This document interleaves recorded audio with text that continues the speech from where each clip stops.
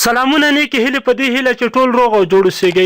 د پاکستان سلګونو پولیسو پرون ماښام په پېښور ښار کې د میلیونونو ډالرو په ارزښت په افغان مارکیټ حمله وکړه او د افغانستان بیرغ یې راښکته کړ. ورسره یې د افغانستان کونسلګري لوحه یې هم راښکته کړه. دا افغان مارکیټ یې هغه کشمیري نومي کس ته وسپاره چې ځان یې د دغه مارکیټ مالک بوله.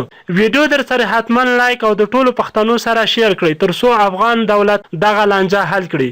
زموږ د یوټیوب چینل پښتو ټاپ ټي وي همدا اوس سبسکرایب او سره د ګونګړي نشان ووهئ. د دغه ستونزې په اړه موږ مخکې هم ویډیو جوړه کړې وه چې افغان حکومت باید د دغه ستونزې ته جدي پاملرنه وکړي. اوس هغه مکتوب چې افغان مارکیټ لخوا ملي بانک ته لیږل شوی دی پکې ویل شوي چې د تیر مازدیګر څخه د پاکستان دولتي چارواکو په افغان مارکیټ حمله وکړه چې اول یې د افغانستان ملي بیرغ ته په ډېرې بې عزتۍ سره ښکته کړ او بیا یې د افغان سفارت بورډ هم راګوزار کړ چې دغه حمله کې د پاکستان تر 600 پولیسو هم شامل وو. په دغه مارکیټ یې د قبضې کولو کوشش وکړ.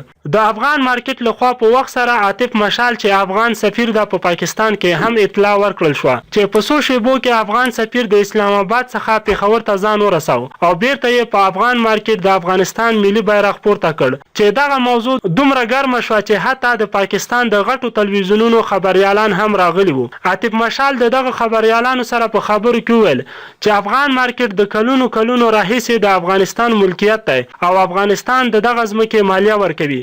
باید پاکستان مافیا ډلو ته د دغه ځمکې د سپارلو کوښښ ونه کړي او دا کوم سپکاوی چې افغانستان ملي بیرغ ته کړی دا د نړۍ د قانون خلاف ورزي ده. که چیرې بیا داسې کار پاکستان تکرار کړ نو افغانستان به خپل سفارت د اعتراض په توګه وتړي. دا موضوع د افرادو ترمنځ نه بلکې د حکومتونو ترمنځ حل کېدای شي. د افغانستان حکومت څخه زموږ غوښتنه افغان دولت باید دا موضوع ډیره جدي ونیسي او باید حل یې کړي کنه بله ورځ به بیا هغه بیرغ ته سپکاوی وشي چې په لکاو ځوانانو په خپل ځانونه قربان کړي دي او هم به د افغانستان دغه ملکیت د افغانانو د لاسه وځي. ورسره له ټولو هغو پښتنو هم مننه کوو که هغه د لر دي او که د بر دي چې بیرته یې په افغان مارکیټ د افغانستان بیرغ پورته کړ او دغه بیرغ باید په یو بانس نه بلکې سم مضبوط جوړ کړي چې میاشت وروسته بیا خپله راپرې نوځي. تاسو هم دغه غږ را سره بدرګه کړئ. نظرونه مو په کمنټ کې راته پرېږدئ چې باید دغه افغان مارکیټ ته څومره جدي پاملرنه وشي او تاسو د افغان دولت نه د دغه موضوع په اړه څه غوښتنه لرئ.